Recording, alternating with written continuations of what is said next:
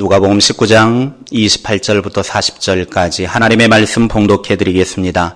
살아계신 하나님의 음성을 들으실 수 있기를 바랍니다. 예수께서 이 말씀을 하시고 예루살렘을 향하여 앞서서 가시더라.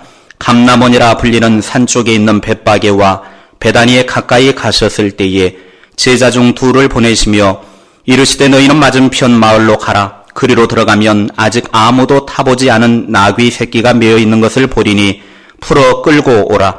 만일 누가 너희에게 어찌하여 푸느냐 묻거든 말하기를 주가 쓰시겠다 하라 하시매 보내심을 받은 자들이 가서 그 말씀하신 대로 만난지라. 나귀 새끼를 풀 때에 그 임자들이 이르되 어찌하여 나귀 새끼를 푸느냐 대답하되 주께서 쓰시겠다 하고 그것을 예수께로 끌고 와서 자기들의 겉옷을 나귀 새끼 위에 걸쳐놓고 예수를 태우니 가실 때에 그들이 자기의 겉옷을 길에 피우더라. 이미 감람산 내리막길에 가까이 오심에 제자의 온 무리가 자기들이 본 바 모든 능한 일로 인하여 기뻐하며 큰 소리로 하나님을 찬양하여 이르되 찬송하리로다. 주의 이름으로 오시는 왕이여 하늘에는 평화요 가장 높은 곳에는 영광이로다 하니 무리 중 어떤 바리새인들이 말하되 선생이여 당신의 제자들을 책망하소서 하거늘 대답하여 이르시되 내가 너희에게 말하노니 만일 이 사람들이 침묵하면 돌들이 소리 지르리라 하시니라. 아멘. 옆에 계신 분들과 인사 나누겠습니다. 주님의 이름으로 사랑하고 축복합니다. 반대편 분에게 주님의 이름으로 사랑하고 축복합니다. 은혜 받읍시다. 예, 감사합니다. 오늘은 예수님께서 하나님의 아들로서 이 땅에 오신 목적을 이루시기 위해 마지막 유월절을 맞아서 예루살렘에 입성하신 종려주일입니다. 유월절은 이스라엘의 3대 절기로서 세계에 흩어져 있던 유대인들이 모두 예루살렘으로 모이는 대단한 절기입니다. 예수님께서는 예루살렘에 입성하시기 위해서 제자 2명을 마을에 보내면서 아직 아무도 타보지 않은 나귀 새끼가 메어 있는 것을 보게 될 것이다. 그러면 그 나귀를 풀어서 끌고 오너라. 그렇게 2명의 제자에게 명령을 합니다. 그 이야기를 들은 2명의 제자가 아니 예수님 우리가 만약에 거기에 짐승이 있다 치더라도 그걸 끌고 나올 때 주인이 그거 왜 남의 거 풀어서 끌고 가느냐 묻는다면 뭐라고 대답을 해야 됩니까? 그래, 그러면 주께서 쓰시겠다고 그렇게 말해라. 아니나 다를까 제자 둘이 마을에 갔더니 나귀 새끼가 묶여 있는 것을 보게 됩니다. 그리고 예수님의 말을 들었으니까 아무 생각 없이 그냥 그걸 데리고 가려고 풀고 있는 겁니다. 그랬더니 정확하게 그 주인이 와서 여보게 왜 남의 나귀 새끼를 풀어가는 거요? 주께서 쓰시겠답니다. 그러니까 그러십니까? 가지고 가십시오. 그래서 주인은 아무 거부감 없이 자기의 소중한 나귀 새끼를 주님이 쓰시도록 내어 주었습니다. 제자 둘은 그 나귀 새끼를 끌고 예수님 앞으로 왔습니다. 그리고 자기들의 겉옷을 벗어서 그 나귀 위에 올리고 예수님을 태웁니다. 자기들이 가는 그 길 앞에 자기들의 겉옷을 벗어서 예수님이 지나가시도록 길을 열어줍니다. 그때 많은 사람들이 찾아와서 예수님이 예루살렘에 입성하신다라고 하는 소문을 듣고 수많은 인파들이 몰려들었습니다. 당시 대부분의 유대인들은 메시아를 기다리고 있었습니다. 왜냐하면 메시아가 오게 되어지면 억압받고 있던 유대인들을 로마로부터 해방시켜 줄 것이고 또 그 옛날 다윗의 때에 있었던 화려한 전성기를 회복시켜 줄 것을 기대하고 있었습니다.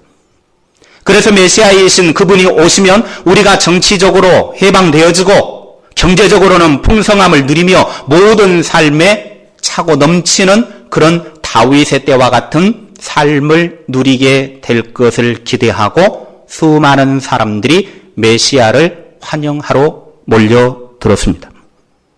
예수님 자신이 3년 동안 있으면서 수도 없이 자신이 메시아라고 사람들에게 이야기를 했고, 하나님이 보내신 메시아로서 메시아의 증거로 기적과 이적을 행해 보이셨습니다. 왜냐하면 그 당시에 메시아가 오게 되어지면 엄청난 기적과 이적을 행할 것이라고 하는 것을 유대인들은 이미 다 알고 있었기 때문입니다. 그런 기적과 이적을 행하며 메시아 되신 예수님이 이제 왕으로 입성하기 위하여 예루살렘에 들어가신다고 하니까 수많은 사람들이 종려나무 가지를 들고 와서 환영을 합니다. 이 종려나무 가지를 흔드는 행위는 당시에 이스라엘의 통치자인 왕을 환영하는 행위였습니다. 그들은 왕이신 메시아 예수를 환영하며 종려나무 가지를 흔들었고, 또 심지어는 자기들의 옷을 벗어서 왕이신 메시아가 지나가시는데 카펫처럼 길을 깔아 주었습니다. 그리고 앞에서 뒤에서 찬송을 하며 환영하며 함께 예루살렘으로 예수님과 함께 군중들이 들어갑니다. 그러나 예수님의 행렬을 보니 그들이 소망하던 정치적인 메시아가 아니었습니다. 여러분 한번 상상해 보시기 바랍니다. 로마로부터 해방시켜줄 이스라엘이 왕이고 또 메시아라고 하면 나귀 새끼, 한 번도 타보지 않은 나귀 새끼를 타고 와서는 안 됩니다. 아주 크고 위험이 있는 흰 말을 타고 와야 됩니다. 그런데 오늘 예수님은 위험이 있는 그 왕의 상징인 백마를 타고 오는 것이 아니라 한 번도 타보지 않은 나귀 새끼 쫄랑쫄랑 타고 들어가는 것입니다. 그리고 수많은 무장되어진 군인들이 뒤에서 호위하며 와야 되는데 예수님이 지금 가는 이 행렬은 호위 무사는커녕 군사들은커녕 제자들 몇 명 따라오고 있는 것입니다. 너무나 볼품없는 모습이었습니다. 그래도 예수님의 기적과 이적을 체험했던 또 소문으로 들었던 수많은 사람들은 그럼에도 불구하고 찬송을 부르며 예수님을 열렬하게 환호했습니다. 그러나 예수님은 그들이 생각하는 세상적이고 정치적인 왕이 아니었습니다. 예수님은 오히려 이번 6월절에 고난을 받고 모든 사람들의 죄를 대신 짊어지시고 십자가를 지기 위하여 예루살렘으로 향하신 것입니다. 인간의 죄는 죄인된 인간이 해결할 수 없기 때문에 하나님의 아들이시며 죄가 없으신 예수님께서 십자가의 피를 흘려야만 죄에서 해방시킬 수가 있기 때문입니다. 그리고 하나님과 화목하게 하고 영생을 보장받는 길이 십자가의 죽음이었기 때문입니다. 그래서 예수님께서는 당신이 죽으려고 예루살렘으로 향하신 것입니다. 그런데 세상 사람들은 예수님의 마음도 모르고 그저 육신적으로만 생각을 한 것입니다. 오늘 종려주일 예수님께서 십자가에 달려 죽으시기 바로 직전에 예루살렘으로 향하신 이 길이 어떤 의미가 있고 우리가 주님을 믿고 따르는 자로서 어떻게 이 길을 가야 할지를 배우게 됩니다. 첫째, 따라하십시오. 말씀을 붙잡고 가자. 예수님께서 예루살렘에 입성하실 때 타신 짐승이 백마가 아니라 어린 나귀 새끼였습니다. 왜 굳이 예수님께서는 한 번도 사람이 타보지 않은 나귀 새끼를 타고 들어가셨는가 하는 것입니다. 이왕이면 사람이 타본 나귀였으면 조금 더 편했을 텐데 한 번도 타보지 않았으니 이 나귀가 사람을 싣고 가는 동안 얼마나 발버둥을 쳤겠습니까? 그런데 왜 예수님은 이런 방법을 선택하셨을까 하는 것입니다. 그리고 왕이랍시고 입성을 하는데 어린 나귀보다는 이왕이면 나귀를 선택하는 것보다 말을 선택해서 타고 갔으면 얼마나 더 멋지겠습니까? 그런데 예수님은 너무나 우스꽝스럽게 한 번도 사람이 타보지 않은 나귀 새끼를 타고 예루살렘으로 입성하셨습니다. 왜 그랬습니까? 오늘 본문에서는 그 내용을 정확하게 말하지 않고 있지만 같은 내용을 기록하고 있는 요한복음에서는 그 이유를 밝혀주고 있습니다. 요한복음 12장 14절부터 15절 말씀입니다. 함께 읽겠습니다. 예수는 한 어린 나귀를 보고 타시니 이는 기록된 바 시온 따라 두려워하지 말라 보라 너의 왕이 나귀 새끼를 타고 오신다 함과 같더라. 아멘. 예수님께서 메시아로서 예루살렘에 입성하실 때 오늘 말씀해 보니까 기록된 바 시온에 따라 두려워하지 말라 보라 너의 왕이 나귀 새끼를 타고 오신다. 기록되었다라는 거예요. 그럼 이게 어디에 기록이 되어졌느냐? 성경에 예언이 있더라고 하는 겁니다. 메시아이신 분이 예루살렘에 오시게 되어질 때 어떤 방식으로 오시게 될 것인지 성경은 미리 예수님이 태어나기 훨씬 몇백 년 전에 예언이 되어져 있었던 것입니다. 그 예언된 말씀이 구약 성경 스가랴 9장 9절입니다. 스가랴 9장 9절 말씀 이렇게 기록이 되어져 있습니다. 함께 읽겠습니다. 시온에 따라 크게 기뻐할지어다. 예루살렘에 따라 즐거이 부를지어다. 보라 네 왕이 네게 임하시나니 그는 공의로우시며 구원을 베푸시며 겸손하여서 나귀를 타시나니 나귀의 작은 것 곧 나귀 새끼니라. 아멘. 스가랴 선지자를 통해 하나님께서는 메시아가 이렇게 나귀 새끼를 타고 왕이신 예수님이 메시아로 예루살렘에 오실 것이다라고 예언이 되었던 것입니다. 예수님께서는 성경에 말씀하신 대로 하신 것입니다. 인간적인 생각을 가지고 했다고 하면 성경의 말씀과 상관없이 자기의 마음 또 사람들에게 보여주기 위한 것이었다고 하면 흰 말을 선택해서 백마 타고 입성했을 것입니다. 그러나 예수님은 자기 의지, 자기 욕심, 자기 욕망, 자기 명예를 추구한 것이 아니라 하나님의 말씀을 따라 움직인 분이었습니다.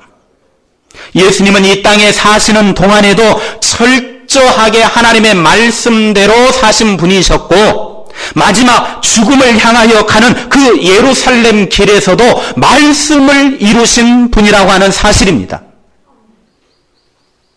그러므로 영원한 본향인 천국을 향하여 나아가는 우리의 믿음의 길도 내 육신의 본성을 향하여 나아가는 삶이 아니라 늘 말씀을 붙들고 말씀을 이루는 삶을 살아야 된다라고 하는 것을 우리들에게 말씀하고 계시는 것입니다. 아브라함이 75세에 하나님의 부름을 받고 그의 고향 땅을 떠날 때 그가 붙잡은 것이 있었습니다. 우리가 쉽게 생각할 때 아브라함은 하나님의 부름을 받았으니 그냥 쉽게 움직였을 것이다 라고 생각을 하지만 아브라함은 하나님의 부름을 받았을 때 우리가 생각하는 것처럼 그렇게 쉽게 이사를 가고 할 만한 시대적인 상황이 아닙니다. 그런데 하나님께서 어느 날 아브라함에게 찾아오셨습니다. 아브라함이 하나님을 믿는 사람도 아니었습니다. 여호수아서에 보면 그의 아버지 데라는 갈대아 우르에서 우상을 만들어서 우상을 판매하고 우상을 섬기는 사람이었다라고 그렇게 기록을 하고 있습니다. 그러니까 시족 중심의 사회에서 아버지가 우상을 숭배했다고 하면 자연스럽게 가족은 모두 다 우상을 숭배하는 것입니다. 그런데 어느 날 아브라함에게 하나님이 찾아오셔서 너는 너의 고향, 본토, 친척, 아버지의 집을 떠나서 내가 너에게 지시할 땅으로 가라 말씀하셨을 때 아브라함은 떠납니다. 대단한 결단을 한 것입니다. 그런데 아브라함이 무엇을 보고 따라갔느냐? 무엇을 붙잡고 나아갔느냐? 창세기 12장 4절에 이렇게 말씀합니다. 함께 읽겠습니다. 이에 아브라함이 여호와의 말씀을 따라갔고 롯도 그와 함께 갔으며 아브라함이 하란을 떠날 때에 75세였더라. 아멘. 아브라함이 무엇을 따라갔다고 그랬어요? 예, 여호와의 말씀을 따라갔고 하나님의 부름을 받은 아브라함은 철저하게 하나님의 약속의 말씀만 붙들고 움직였습니다. 그래서 하나님의 모든 좋은 것을 받는 복의 사람이 되었습니다. 그러나 조카 롯을 보십시오.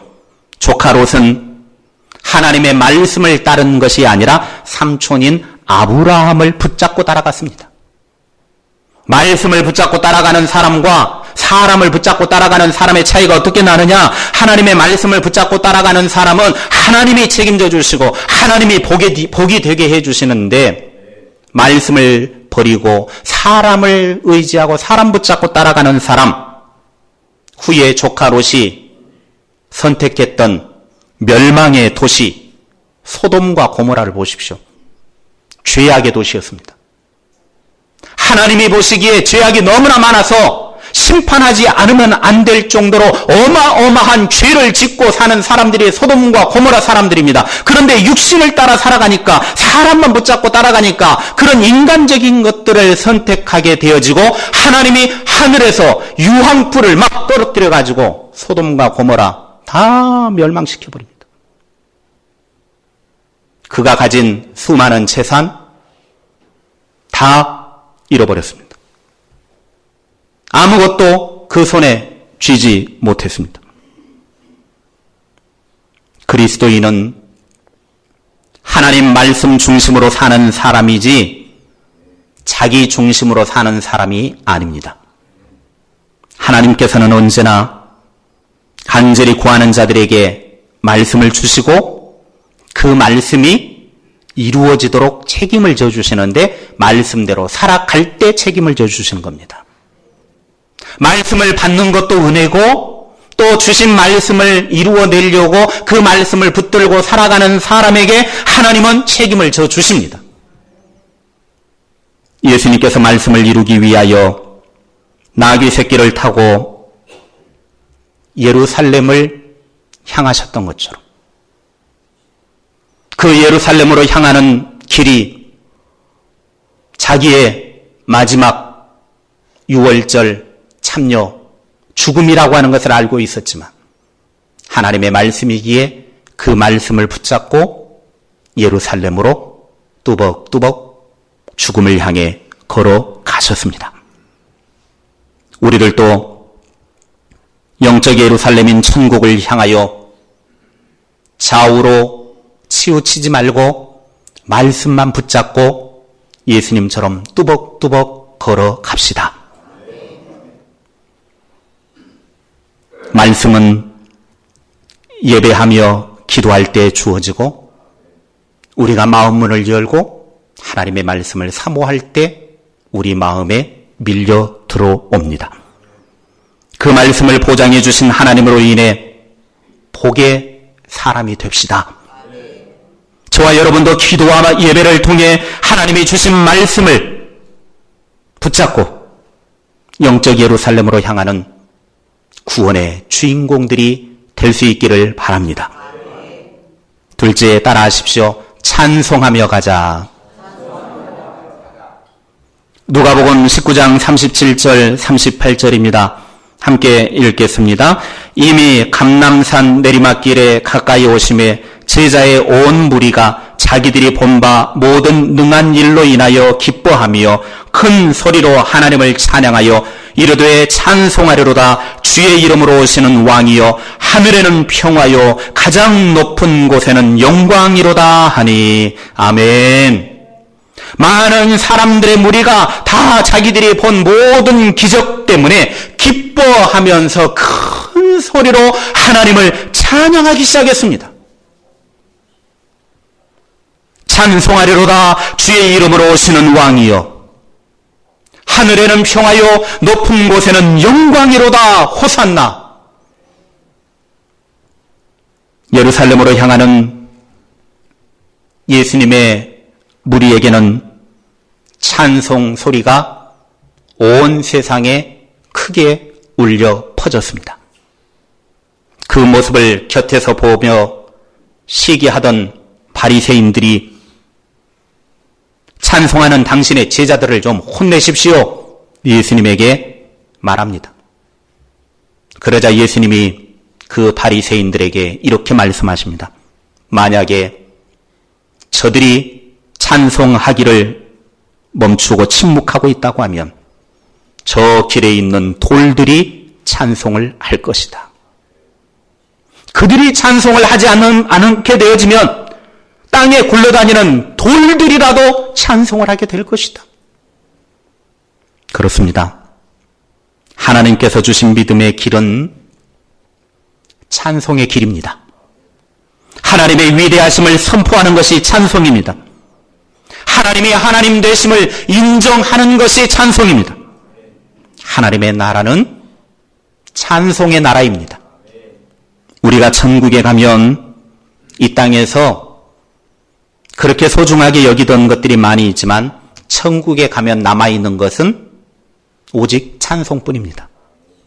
요한계시록 4장에 보게 되면 사도 요한이 환상 중에서 하늘문이 쫙 열리고 이게 이제 천상 세계가 쫙 펼쳐지는 것을 이렇게 보게 되어지는데, 그곳에서 하늘의 신비한 예배가 펼쳐진 광경을 보게 됩니다. 하늘문이 쫙 열리고 천상에서 이 예배 현장이 눈에 딱 들어오게 되어지는데, 하늘에서 24장로와 흰옷 입은 수많은 사람들이 하고 있는 것이 뭐였느냐? 요한계시록 4장 9절부터 11절입니다. 같이 읽겠습니다. 그 생물들이 보좌에 앉으사 세세토록 살아계시는 이에게 영광과 존귀와 감사를 돌릴 때에 24장로들이 보좌에 앉으신 이 앞에 엎드려 세세토록 살아계시는 이에게 경배하고 자기의 관을 보좌 앞에 드리며 이르되, 우리 주 하나님이여 영광과 존귀와 권능을 받으시는 것이 합당하오니 주께서 만물을 지으신지라 만물이 주의 뜻대로 있었고 또 지으심을 받았나이다 하더라. 아멘. 천국에서 24장로와 흰옷 입은 수많은 사람들이 하나님과 보좌에 앉으신 어린 양 예수님을 찬양하고 있었습니다. 지금 예루살렘에 입성하는 하나님의 어린 양 되시는 예수님이 누구인지는 사람들은 잘 이해할 수 없었습니다. 그 예수님이 어떤 분인지 정확하게 알지는 못했습니다. 그러나 자신들이 부르는 찬송이 지금 무엇을 의미하는지는 알지 못했지만 하나님께서는 호산나 하며 찬양하는 군중들의 찬송대로 예수님을 죄의 세상을 구원하신 만유의 왕으로 높이셨습니다. 호산나, 그 뜻은 우리가 비옵나니 우리를 구원하소서, 그 뜻입니다. 예수님 메시아가 되셔서 지금 우리를 구원하여 주시옵소서 찬송을 하며 예루살렘으로 향하는 그 아름다운 발걸음, 하나님은 그들의 찬송대로 모든 백성들에게 구원을 베풀어 주셨습니다. 하나님께서는 우리들이 불렀던 찬송을 들으시고 그 찬송대로 이루어 주십니다. 모든 어려움을 이겨내고 승리하게 하십니다. 찬송 가운데 성령이 역사하시기 때문입니다. 구원과 만복의 근원 되시는 성부와 성자와 성령 하나님을 높이고 찬송함으로 우리의 본향인 천국 예루살렘에 향하는 우리 모두가 됩시다. 말씀 마칩니다. 오늘은 예수님께서 저와 여러분과 인류의 모든 죄를 대신 짊어지시고 십자가에 죽으시기 위해 예루살렘으로 입성하신 종려주일입니다. 그리고 이 한 주간은 고난주간입니다.